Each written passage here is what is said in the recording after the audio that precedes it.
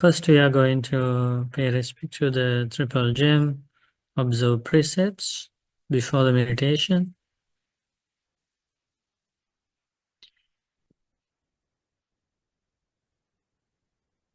Okay, so everybody can see clearly. Let's chant together. Sadhu, sadhu, sadhu. Namo tassa bhagavato arahato samma sambuddhassa. Namo tassa bhagavato arahato samma sambuddhassa. Namo tassa bhagavato arahato samma sambuddhassa. Homage to the Blessed One, the Worthy One, the Supremely Enlightened One. Homage to the Blessed One, the Worthy One, the Supremely Enlightened One. Homage to the Blessed One, the Worthy One, the Supremely Enlightened One.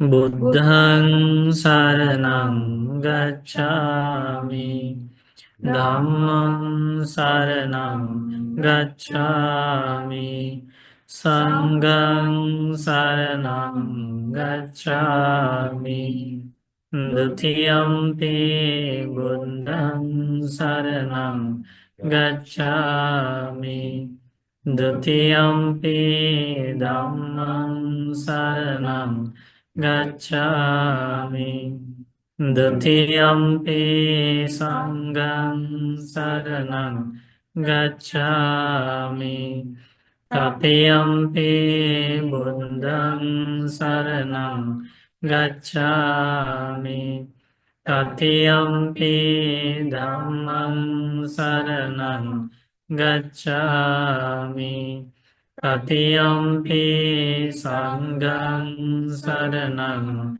Gacchami. Sadhu, sadhu, sadhu. To observe the five precepts, please say after me. I observe the precept of I observe the precept of abstaining from killing beings. abstaining from killing beings. I observe the precept of I observe the precept of abstaining from stealing. abstaining from stealing. I observe the precept of I observe the precept of abstaining from sexual misconduct. abstaining from sexual misconduct. I observe the precept of I observe the precept of abstaining from telling lies. abstaining from telling lies. I observe the precept of I observe the precept of abstaining from taking abstaining from taking intoxicating drinks and drugs. intoxicating drinks and drugs. I follow these precepts I follow these precepts for happiness in this life, for happiness in this for life, rebirth in heaven, for rebirth in and heaven, to realize the Four Noble Truths and to realize the Four Noble Truths in this Gautama Buddha's dispensation. in this Gautama Buddha's dispensation. Sadhu, sadhu, sadhu. Let's pay homage to the Buddha Dhamma Sangha. Itipiso Bhagava Araham Samma Sambuddha Vijjacharana Sampanno Sugato Lokavidu Anuttara Purisa Dhammasarati Satta Deva Manussanam Buddha Bhagavati.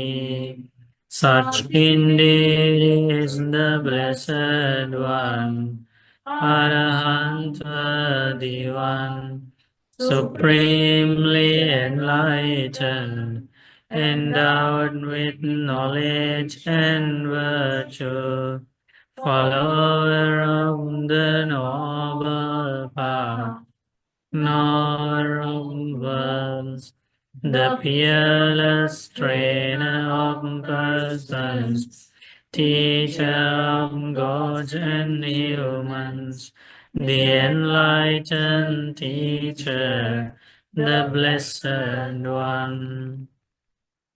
Swakhato Bhagavata Dhammo Sanditthiko Akaliko Ehipassiko Opanayiko Pacchattam Veditammo Vinyuhiti.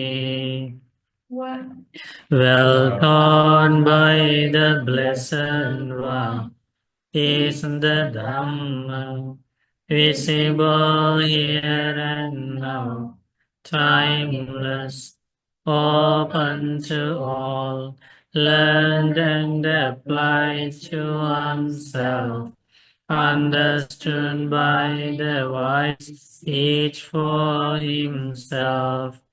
Supatipanno Bhagavato Sāvaka Sangho Ujjapatipanno Bhagavato Sāvaka Sangho Nyāyapatipanno Bhagavato Sāvaka Sangho Sāmicipatipanno Bhagavato Sāvaka Sangho Yadidan Cattari Purisa Yugani Atha Purisa Pungala Esa Bhagavato Sāvaka Sangho Pahuneyo Pahuneyo Hineyo Anjali Karaniyo Anuttarang Punyaketa Lokasati. Of the open duct is the order of disciples of the Blessed One. Of upright conduct is the order of disciples of the Blessed One. Of wise conduct is the order of disciples of the Blessed One. Of generous conduct is the order of disciples of the Blessed One. Those four pairs of persons, the 8 kinds of individuals, that is the order of disciples of the Blessed One. They are worthy of offerings. They are worthy of hospitality. They are worthy of gifts. They are worthy of reverential salutations, an incomparable field of merit for the Lord. Sad, sad, sad.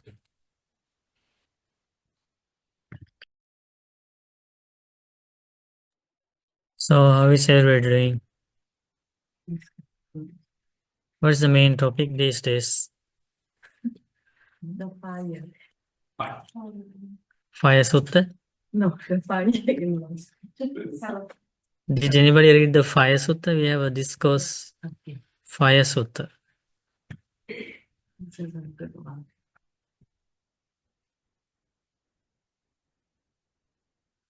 Buddha teaches the greatest fire is not outside.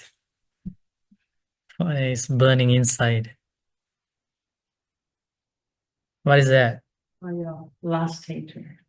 A fire of greed, fire of hatred, fire of delusion, fire of rebirth, fire of old age, fire of death. Remember?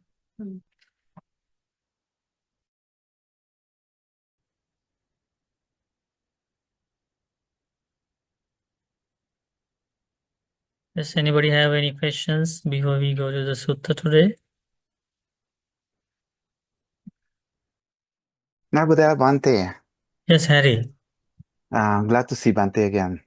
Bante, in connection to what we're talking about, the fire that is really happening right now in LA.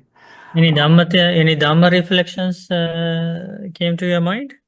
Yes. So, Bante, my question is, um, because recently there are lots of talks about um, we are having transformation right now.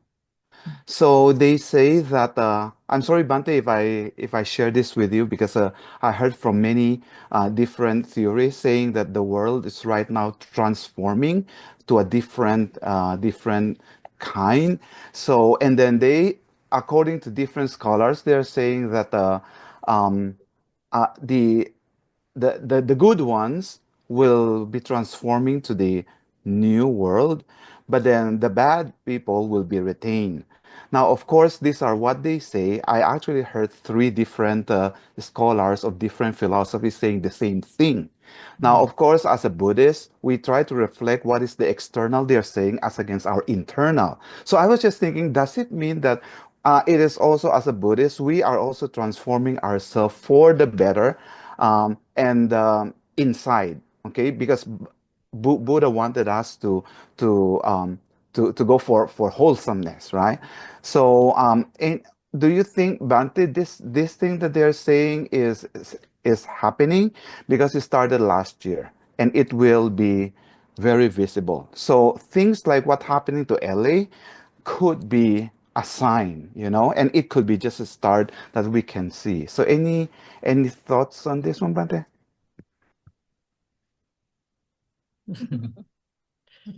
Let's ask from the Dhamma friends. Any thoughts on that transformation?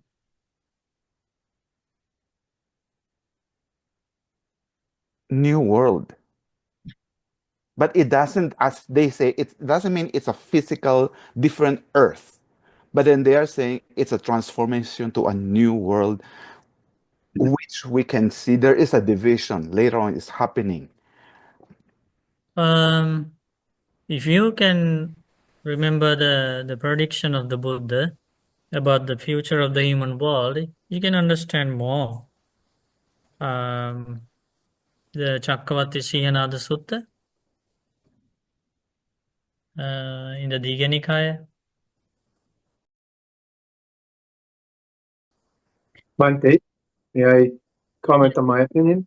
Yes, Ray, please go ahead. If anything that I read, watch, think's coming, if it does not follow the 5 precepts, I don't believe in it. If whatever it is, the 5 precepts are what I follow, and if it has to follow the 5 precepts, if it doesn't, I throw it away. That's a wholesome way. Yeah, because it's very important to focus on internal improvement, the internal growth in terms of spiritual attainments. And as Buddha realized and explained to us in his teachings, this is a cycle. This existence is a cycle. And the existence of earth is also a cycle. And there is a what do you call destruction, eons of destruction, and also eons of formation, Sangvatta, Vivatta. With that natural cycle, when lifespan of human beings are higher, it says that beauty of human beings is higher. The lifespan of human beings is higher. Also, the wholesome qualities in human beings are very high. So they go together. And one more thing, the taste of the food is also very high. So there are some indications like that when the lifespan of human beings are high. And then gradually all those qualities are going to decline. And natural disasters are also not that common in that time period, because there is a direct connection between the decline of wholesome qualities in humans' hearts and the nature, the natural disasters. There are discourses Buddha has taught. So then when there is a declining of all those things, what are declining? Declining. Now we understand what is the declining. Hmm? So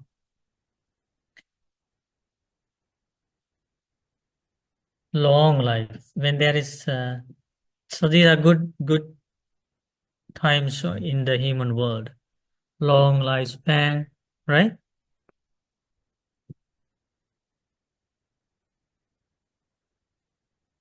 Beauty. So people are more beautiful. Beauty. What did I say before? Taste of food.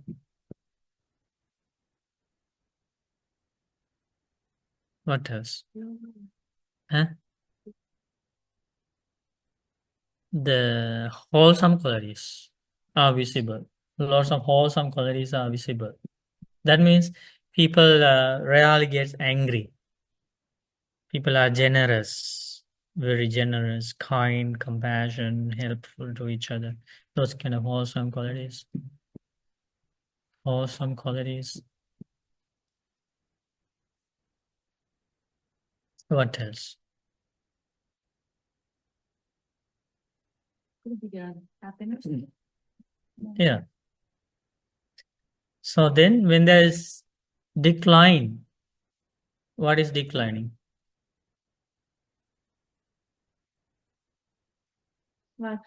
Lifespan is declining. Beauty is declining.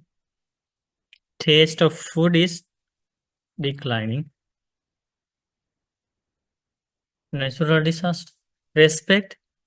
Respect towards parents, family elders. In this time period, people respect.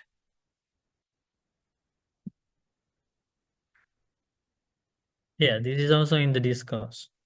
People respect, the children respect their parents very much, and family elders, other people, teachers, they respect teachers. So these are the qualities. And when the declining is happening, and also natural disasters, less natural disasters.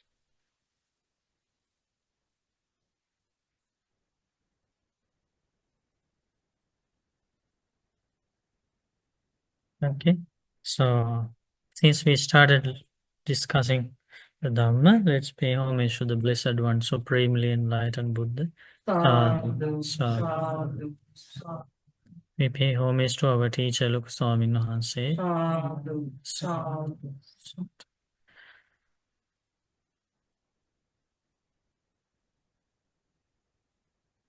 And if you like to meditate more, you are welcome to participate in the Meditate with Nuns starting from this Thursday, right? 16th. So, two nuns from our organization. My teachers, student, nuns are arriving in Toronto. So they will conduct meditation program from every Thursday, starting from this Thursday from 7:30 to 8:30 p.m. In the meditation hall. So you can encourage friends to join. It's a very rare thing, right? To meditate with nuns. Because we have every Thursday meditate with a monk. So see if you can achieve more, results. So when the declining happens, lifespan of human beings declining, beauty declining, taste of food is declining. Now, don't think we are eating the most delicious food these days. Now you can imagine the taste when the Buddha was alive 2,500, 600 years ago, right? And you think we see the most beautiful people now. No, it's the declining time. And now you can imagine how beautiful was the Buddha, right? With 32 great marks of a great man. And then how beautiful it might have been like the Princess Yasodhara, right? And Prajapati, Gautami, and all the people who lived that time. So it's another way to understand is things are not permanent, right? Things are changing, subject to change. So taste of food is declining. Wholesome calories are rapidly declining. That means instead of loving kindness, lots of hatred in humans' hearts. Instead of generosity, lots of greed. Right? Those kind of defilements are increasing. The wholesome qualities are decreasing. And respect, parents, teachers, elders, that's declining. And lots of natural disasters. Sickness. Hmm? Sickness. Yeah. So it's a major contributing factor for declining of all these things, you can say declining of wholesome qualities. And Buddha has predicted that this human world is rapidly heading this way, the declining. It already had started, not that transformation happened recently. It started long time ago. And Buddha has predicted that this lifespan will decrease up to 10 year by year. You can see that happening, right? And more natural disasters will happen. So that's you can say that's a transformation, but it's always happening.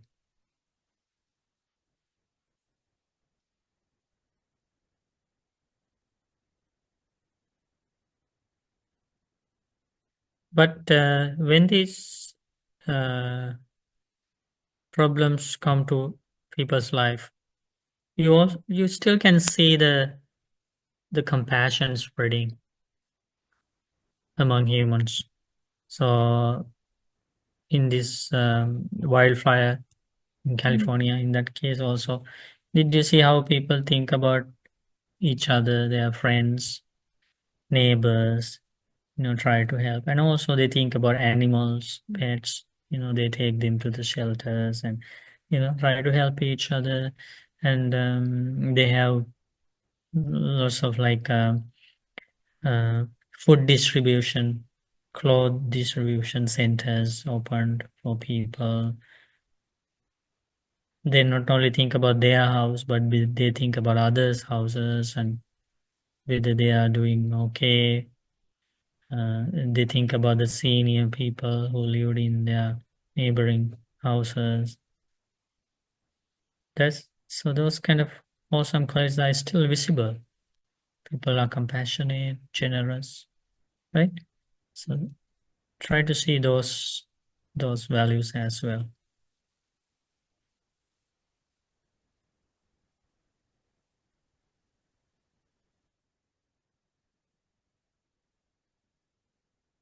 Any other Dhamma reflections came to your mind when you see these things? I asked about this. We had a kids class today, and I asked about the Dhamma reflections came to their minds. They said nothing is permanent. uh, Everything is subject to change.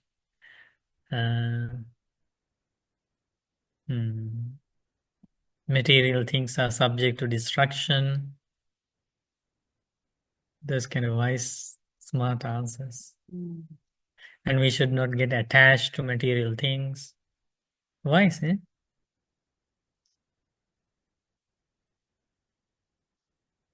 So this sutta today I have selected is from the Anguttara Nikaya, yeah? Book of the Fives. We are going to learn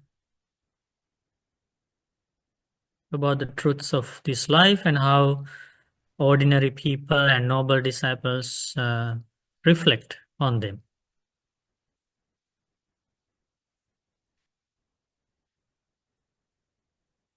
So when things happen in the world, always there are two groups of people who look at the same incident in two different ways.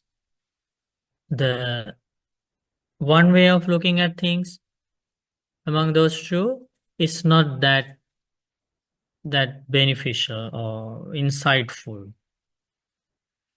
The other way is very insightful, very beneficial. You can say very wise. So we want to follow which way? Wise way of looking at things, wise way of reflecting on things, right? So let's learn a beautiful lesson from this. This is the Kosalasutta, discourse on the king of Kosala, the king who lived in India. And can everybody read together? At one time, the Buddha was staying near Savatthi in Jeta's grove, Anathapindika's monastery. Then King Pasenadi of Kosala went up to the Buddha, bowed and sat down to one side. Yes. Then a man went up to the king and whispered in his ear, "Your Majesty, Queen Malika has passed away." When this was said, King Pasenadi was miserable and sad. He sat with his shoulders drooping, downcast, depressed, and nothing to say. Knowing this, the Buddha said to him, Yeah. So that is the background story. So Queen Malika was the wife of King Kosala, right? Pure wife, and she passed away. So this is what Buddha taught.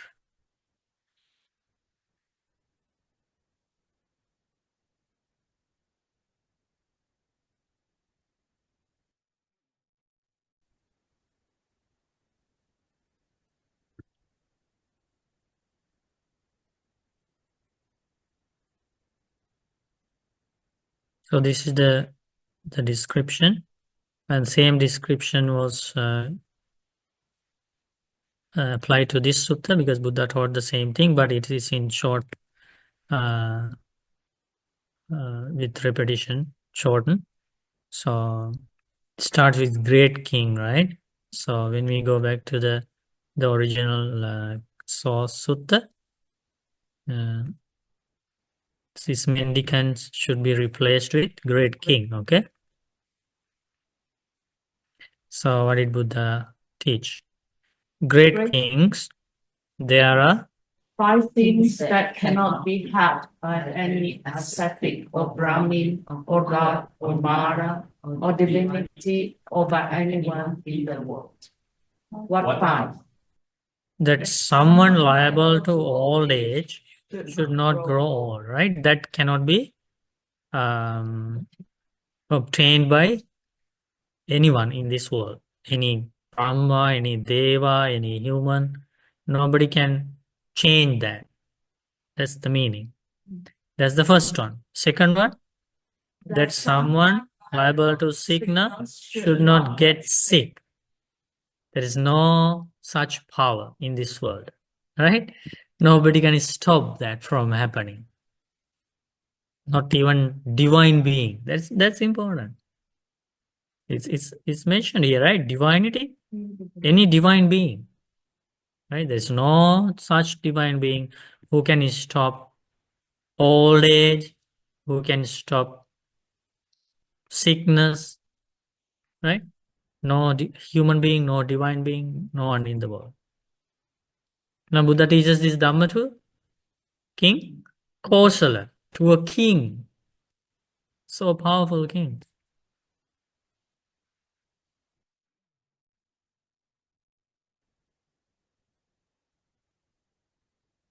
And the king was so fortunate to learn these things from an enlightened one. Just after he heard about the death of his wife, it's so lucky to learn this Dhamma. And then the third one, Buddha teaches that someone liable to death should not die. No one can stop this. No one can guarantee, no one can say, no, I'll save you from death, you will not die, you will live forever, you will have everlasting life. There is no such human being or a divine being in this world, Buddha teaches. Then the fourth one. That someone liable to ending should not end. Is there someone?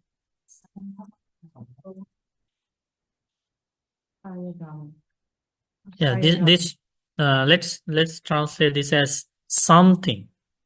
Something liable to ending should not end. Okay. So, and it cannot be had by any ascetic Brahmin or God or Mara or divinity or by anyone in the world. So things are ending. No one can stop it. And the fifth one, something liable to perishing should not perish. Like houses, vehicles, right? So that's what is happening in the world, right? And if something is subject to destruction by fire, destruction by flooding, destruction by natural disasters, earthquakes, right? There is no one to, not even a divine being cannot stop that, right? There is no human being who can stop uh, that perishing, the destruction, ending. And now Buddha teaches there are two groups of people in this world. So this thing happen, these five things happen to everybody in this world. To Brahmas, to Devas, to humans, to animals, to material things, right? To all beings. So what are those five things? No one can stop old age, right?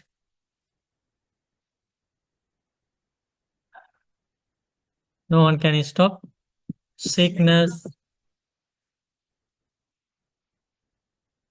No one can stop death. No one can stop. No one can guarantee. You can say guarantee that you will not get old, you will not get sick, you will not die. No one can guarantee. And next one, no, not things that are ending will not end. No one can guarantee like that, right? Ending. And the fifth one, things that are perishing will not perish. No one can guarantee like that. Perishing. These five things. And these things happen to all beings and also to things, right? To forests, mountains, mansions, houses, or vehicles, to animals. These things happen. And then there are two groups of people in this world. They look at these things in two different ways. As I mentioned before, Buddha teaches that one way they look at these things is not beneficial. It's not going to end suffering. But the other way, the looking at these things, second way, is going to be very beneficial, very insightful, and will help those people to achieve ending of suffering. But we are going to learn both. Okay. So the two groups of people. First group is called ordinary. Okay. Unlearned ordinary. Pali word. You know the Pali word for this. Jara dhammam ma jiriti. That's the first one. Jara dhammam means things that are liable to old age or people. And then vyadi dhammam. That means someone liable to sickness should not get sick. Ma vyaditi. Third one, marana dhammam ma miti. Someone liable to death should not die. No one can guarantee.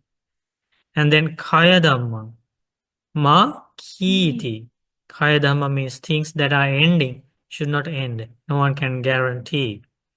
And then nas nasana dhamma ma nasiti. Things that are liable to perishing should not perish. No one can guarantee. Okay, so the first group of people who are looking at this, asutavato putujanasa. Asutavato putujanasa, unlearned ordinary person. Unlearned ordinary person.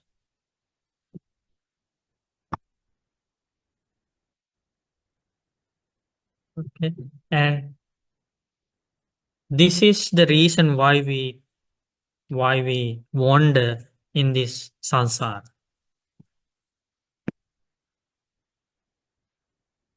This is the reason. Because a being wanders in this samsara as an unlearned ordinary person.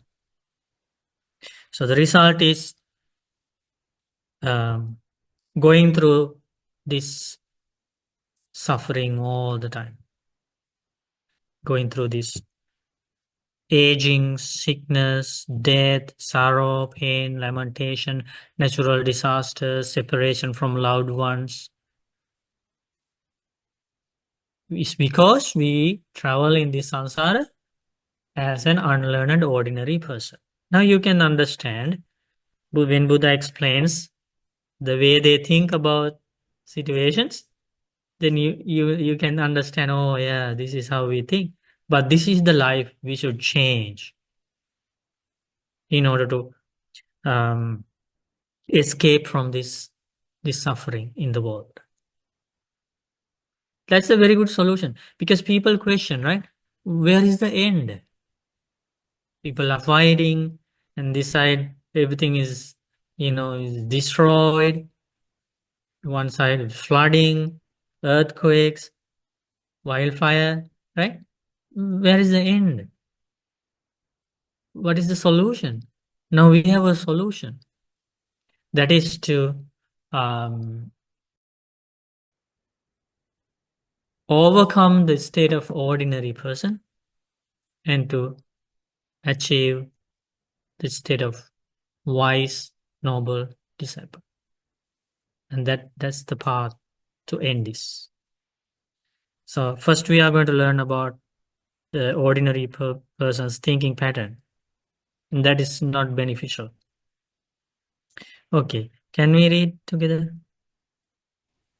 An unlearned ordinary person has someone liable to old age who grows old, but they don't reflect on old age. It's not just me who has someone liable to old age who grows old.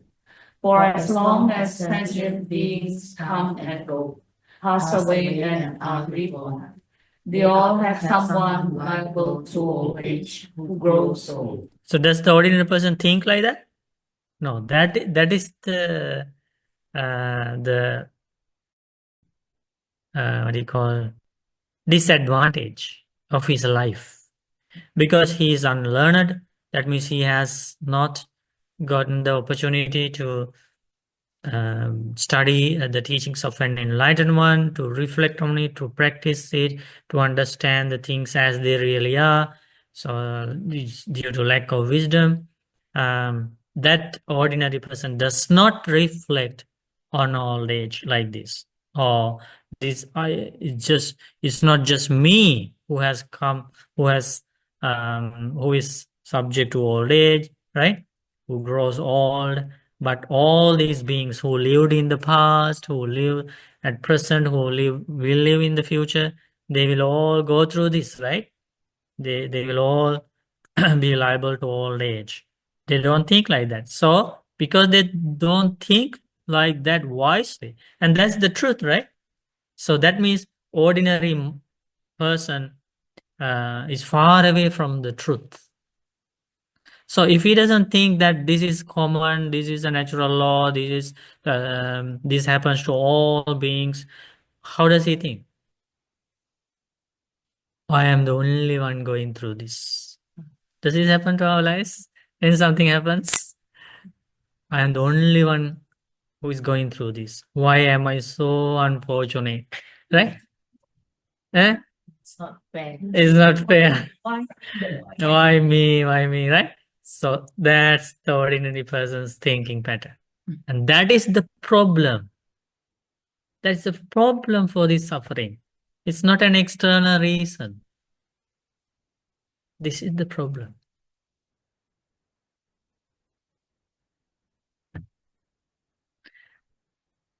External reasons are, out of control, right? Like people say, how can you stop that fire? It's an external thing. You can't even cope with it. But the internal reason, we can do something about it. Internal reason is lack of wisdom, ignorance. Delusion is the reason. So if you can add wisdom into this life, and that's the path of solution. So the result, okay, now you see the result of not reflecting wisely like that, and also thinking why me, like that. Oh, there is another part. He doesn't think in this way too. If I Were to sorrow and wail and lament, beating my breast and falling into confusion, just because someone liable to old age grows old. I'd lose my appetite and my physical appearance would deteriorate. My work wouldn't get done.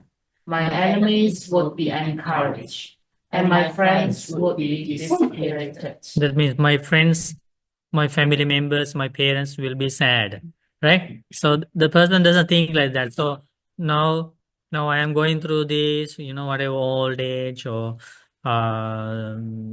sickness, this tragedy, I'm going through this. So he doesn't think that I'm not the only one who is going through this, and this is a natural, natural law that all beings who are in the past, who are at present, who will be in the future, everybody will go through this suffering in the world. I'm not the only one. And so he doesn't think like that, and he also doesn't think that if I were to get upset about this and cry, lament over this, then I won't be able to eat well, and I will get sick,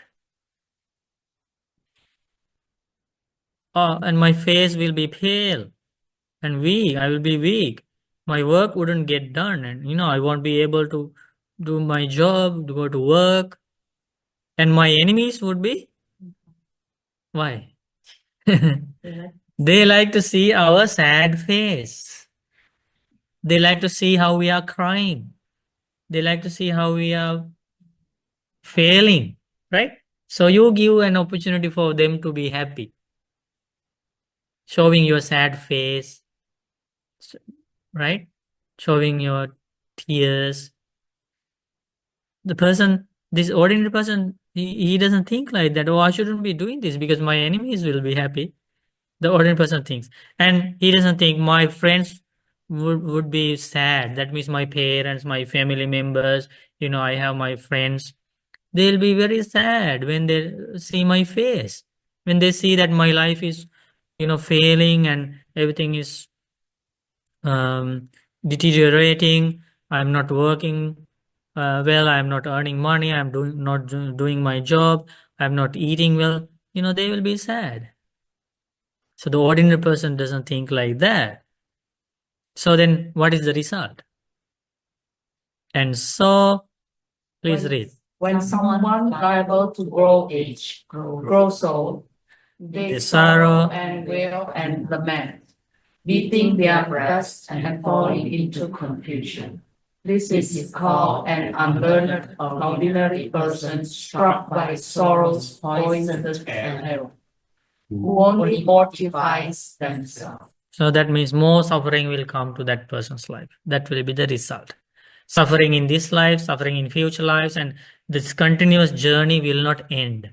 Because of what? Because of this ignorant thinking pattern. Okay. So is that a good lesson? When sad things happen to our life, we should never think that I am the only one going through this. That's the number one thing. Okay. And then all these points, you should write down them, very important. And in the same way, Buddha teaches an unlearned person, ordinary person, is liable to sickness. When somebody is sick, that person, ordinary person, doesn't think how I am not the only one, right? Who is sick, who is getting sick. All this is the nature of this body, right? And this body gets sick, and this is not permanent. And if I were to think too much about this and get very upset, sad, depressed about this, then I won't be able to achieve these goals in my life, right? And then the enemies will be very happy, and my friends, my family members, my parents will be sad. So I should not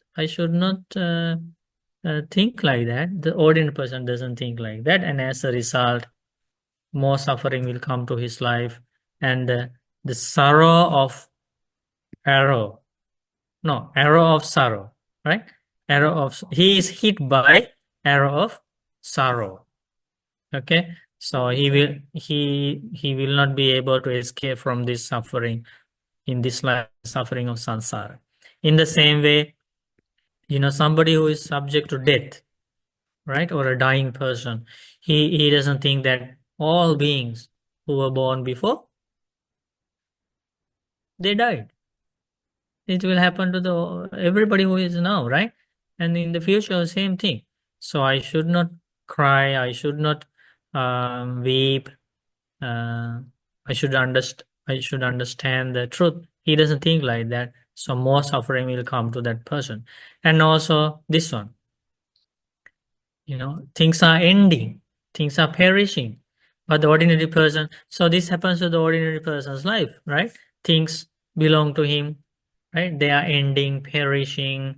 These natural disasters destroy properties, mansions, vehicles, right? The person doesn't think, ordinary person doesn't think, oh, this is the nature of all the material things, conditioned things, impermanent things. Oh, I should not cry, I should not get depressed, I should face ups and downs of this life, I should continue my life. Ordinary person doesn't think like that. He thinks, why this happened to me? I am the most unfortunate person.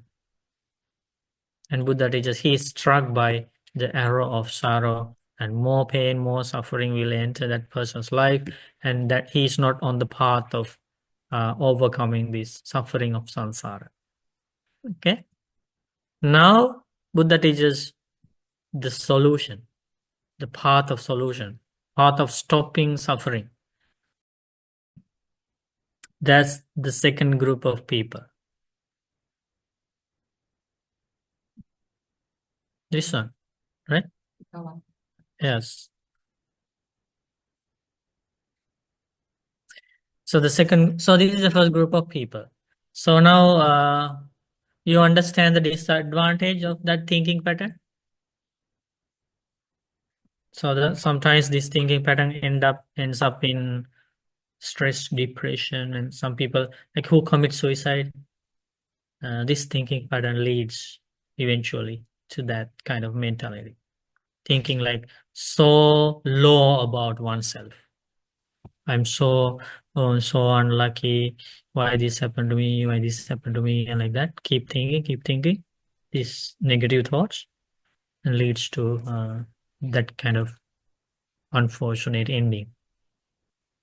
If you analyze how things happen to those people, so that's a very unbeneficial way of thinking. And now Buddha teaches this, the beneficial way of thinking, and that's coming from Sutavato Arya Savakassa, learned, noble disciple. So this is the person who is following the path of ending suffering. So we all should be like them. We should practice the path to be like them. Learned noble disciple. So this person has come across through the teachings of an enlightened one, and reflecting on the teachings, understanding the true nature of life. In that practice, they are in that path, and understanding the conditioned nature of things, the impermanence, right? Non-self, the suffering nature, the Four Noble Truths. They are trying to understand the Four Noble Truths. They are following the Noble Eightfold Path. That's the life leading to solution. How do they think? When they go through this, do they think, oh, I am the only one who is going through this? They don't think like that. This is how they think. Can you read? A learned noble disciple has someone liable to old age who grows old. So they reflect on old age. It's not just me who has someone liable to old age who grows old. For as long as sentient beings come and go, pass away and are reborn, they all have someone liable to old age who grows old. If I were to sorrow and wail and lament, beating my breast and falling into confusion, just because someone liable to old age grows old, I would lose my appetite and my physical appearance would deteriorate. My work wouldn't get done. My enemies would be encouraged. and my friends would be dispirited. And so when someone liable to old age grows old, they don't sorrow and wail and lament, beating their breasts and falling into confusion. This is called a learned noble disciple who has drawn out sorrow's poisoned arrow, struck by which unlearned ordinary people only mortify themselves. Sorrowless, free from thorns, the noble disciple only extinguishes themselves. So they achieve the extinguishment of suffering. That's the wise thinking pattern, right? And see that because of that wise thinking pattern,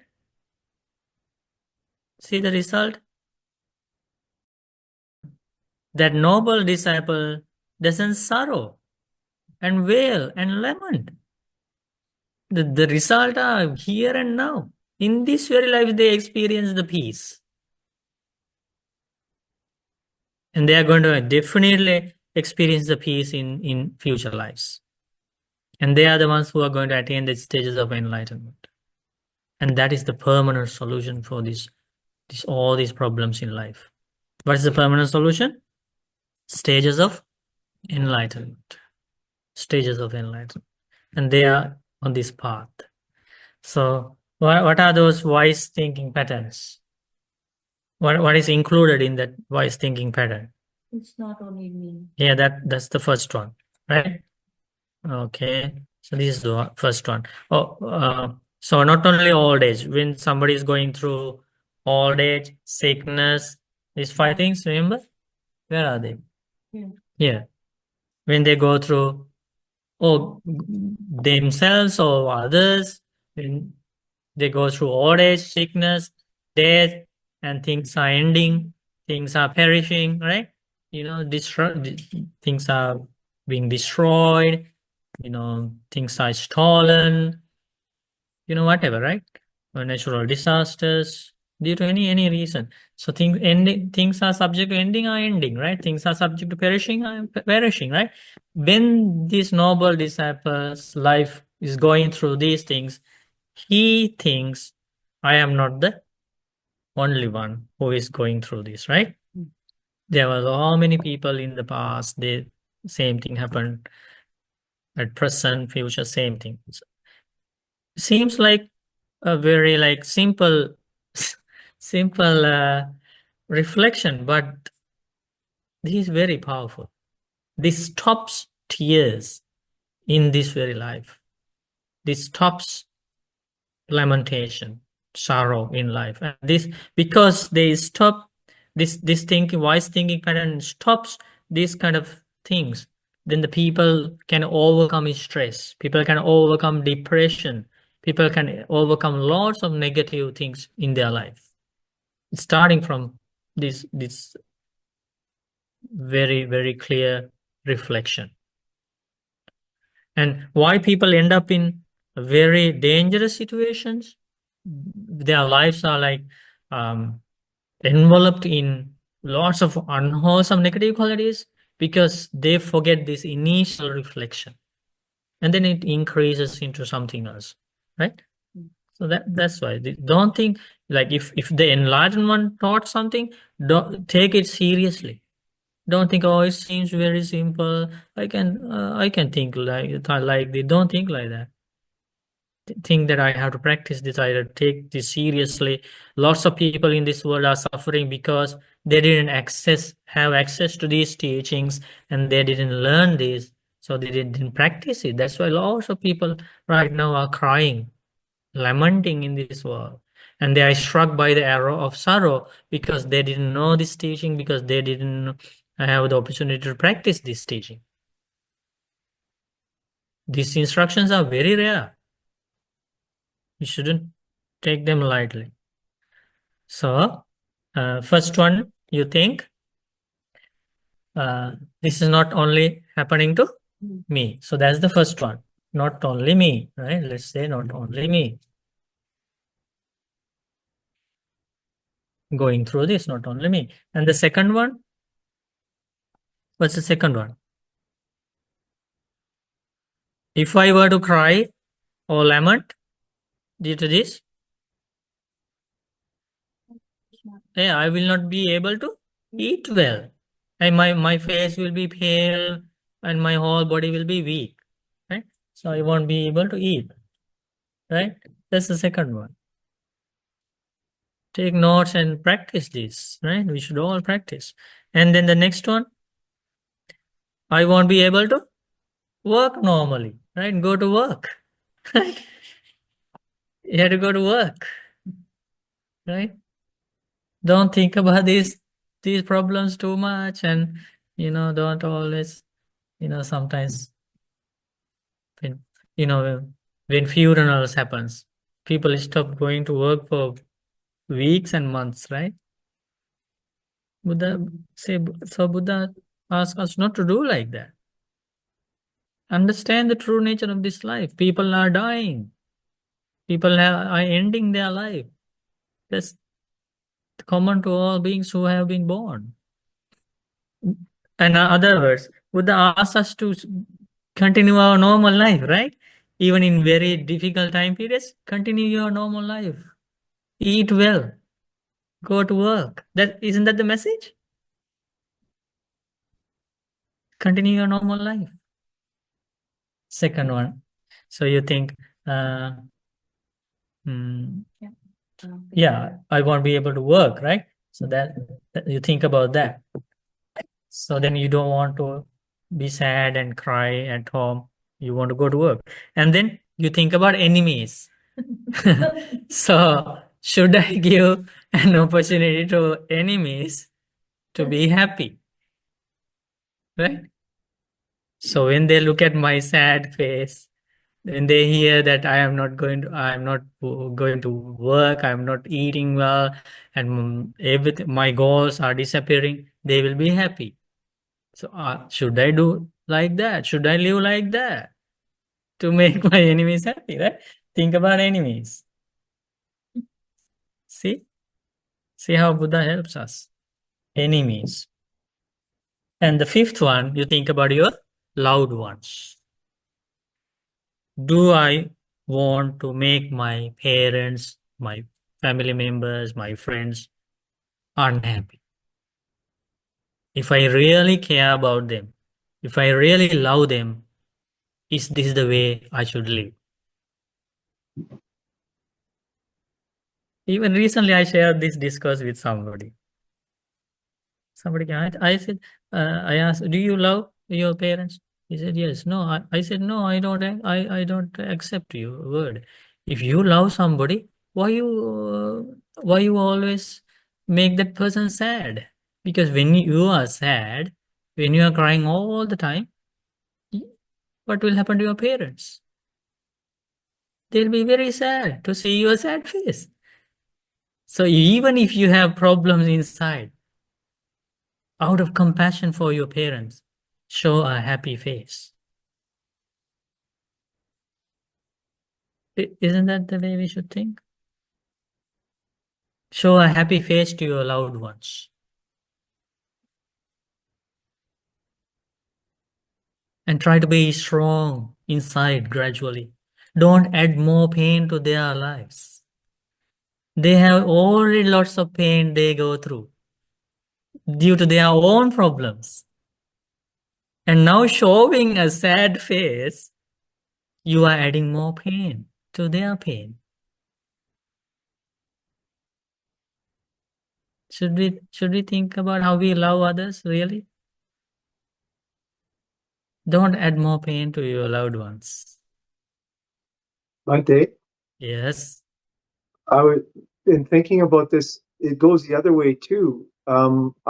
With this, I was just thinking about watching my father, remembering him as so strong and everything, and then in his last days in his bed, weak and frail, and just remembering that this is how things are. This is and it working the other way too, from looking at other people and how this affects them. So it was beneficial, right? Yes, very much so. It helped be more peaceful as to this is just what happens. It's going to happen to me too. That's very good. So you helped your dad. Tried to. Yeah, at least to some extent, right? It helps. Yes, and not showing lamentation and sorrow and sadness and everything while looking at him so frail in his last days. So you already tested it. I Very guess good. without even realizing it. Without realizing it, you already tested. So that means you are on the Dhamma side. That's very, very good. That's very good. Yeah, that's how I think. But normally we think the way to show love is to cry when somebody is dying. Right? Oh, don't leave us, don't leave us. How can we live without you? We are adding, unknowingly, we are adding more pain to that person. And that person is not dying peacefully then. And more attachment. That's the path we create for that person. And if that person had a peaceful mind before we arrived there, it's gone now. And that person has lots of sadness inside and lots of attachment. Oh, yes, how can I leave my kids, my grandkids? And the person dies with lots of attachment and maybe reborn as a demon, as a non-human, as a ghost, and follows after that grandkid or that kid, children, family members. Everybody is in trouble now, right? Don't think that you can make others happy by sharing your sad stories and, you're crying. So that's strong. Yeah, I think there's a big part in that. And I saw like these people who are going through the problems in California, and I think some people are very strong minds. They think, that's the house, that's the vehicle. Those things happen to those, but our lives are saved, so we can start again. Like that, people, you know, they face the truth. I the way I thought was they face the truth in a very insightful way, to at least to some extent. Not weeping that much, not lamenting that, oh, what happened to us, like that. Now, some people face downs in life in a very good way, and maybe that's part of that culture. That culture also helps sometimes if you have good values in the culture. And then, yeah, people think, we can come together, these houses we can build again. The most important thing is our lives are saved. That's good, right? Without thinking, oh no, I have lost everything, I'm done, I can't live again. Thinking like that, no, it's not going to be beneficial. Because maybe they're not so attached, right? To the material things too, but how we help them. I don't know, but it's very I'm very curious how that happened.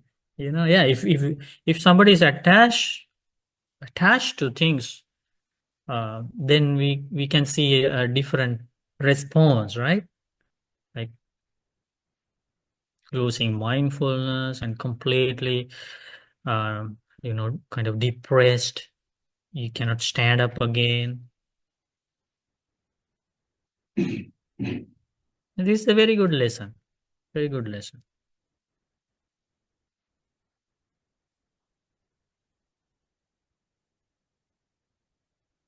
Yeah. So in some cultures, people think when somebody at somebody's funeral, definitely you have to cry, and that's the way to show your love to the departed person. So some people hire people, crying people. That's what I heard. Yeah, I'll share this. Okay. You don't cry, you don't show your filial pride. Yeah.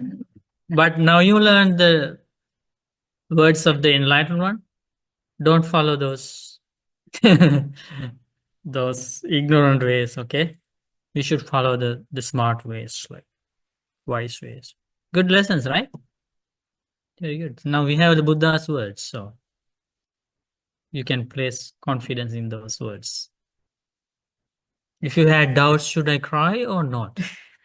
Now you don't need to have doubts because Buddha asked you not to cry, but to be strong, continue your normal life, show the happy face to your loved ones, to everybody, right?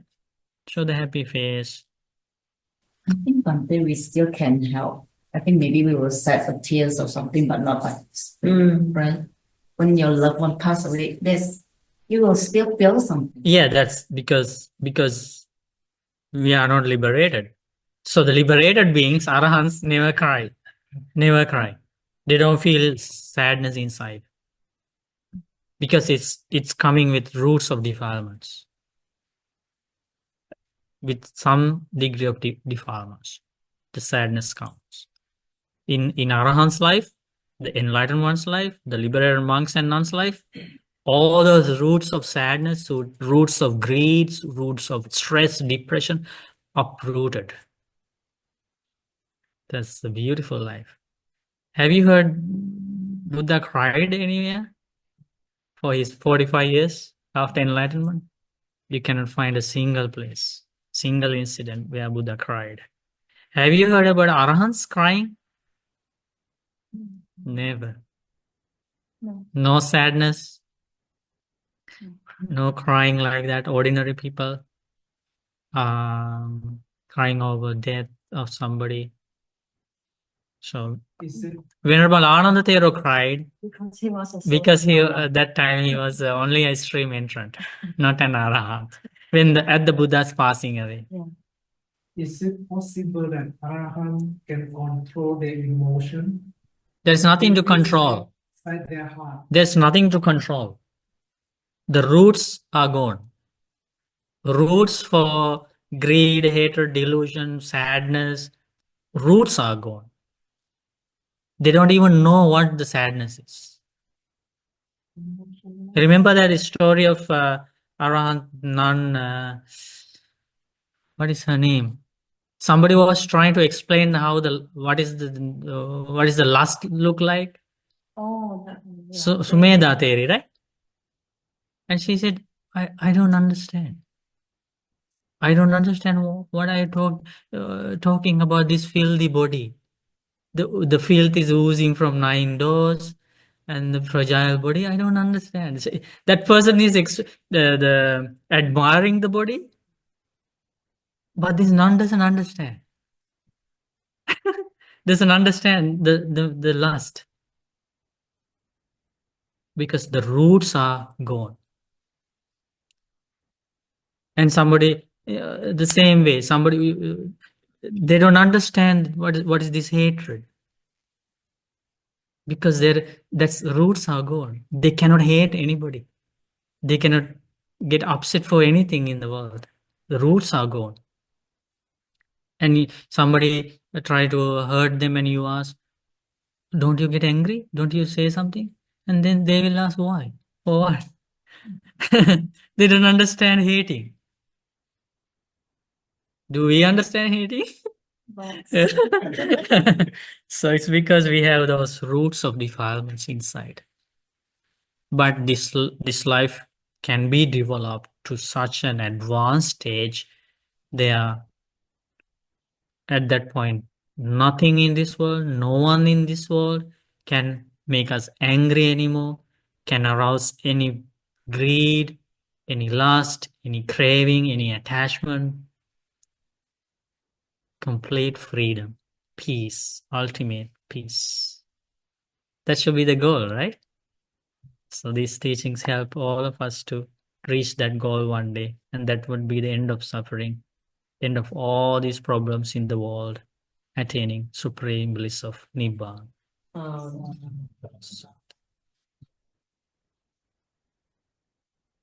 So we do the merit sharing. Today we collected lots of merit by going for refuge in the Triple Gem, observing precepts, practicing meditation on compassion and meditation on breathing, and learning these beautiful teachings of the Buddha. We share all the merit with our teacher, Lokuswami Namaste.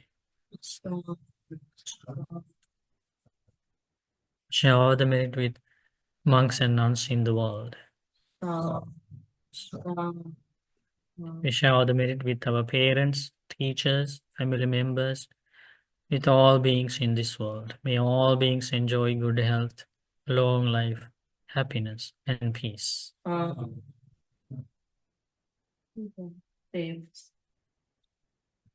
Share merit with the Deva. Okay.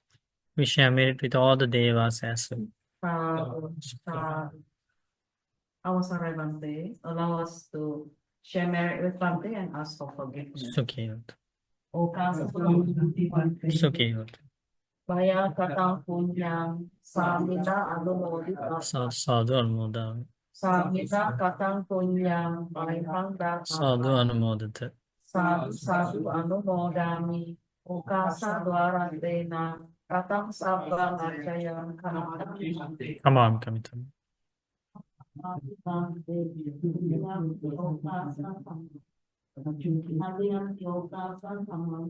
Abhivadana Silisa Nichang Vadha Pachayino Chattaro Dhamma Vadanti Ayuvanno Sukhambalan Ayurarogya Sampatti Sagga Sampatti Mevacha Ato Nibbana Sampatti Minate Samijjatu Sukhi Hotu. Terus sana sana. May you be well and happy. Thank you, Bante. Bante, Namo Buddhaya. Namo Buddhaya, Bante. Thank you. Thank you, Bante. Thank you. Namo Buddhaya, Welcome. Bante. Namo Buddhaya, Bante. Namo Thank you. Buddhaya, Bante. Thank you. Namo Buddhaya. Bye, Bante.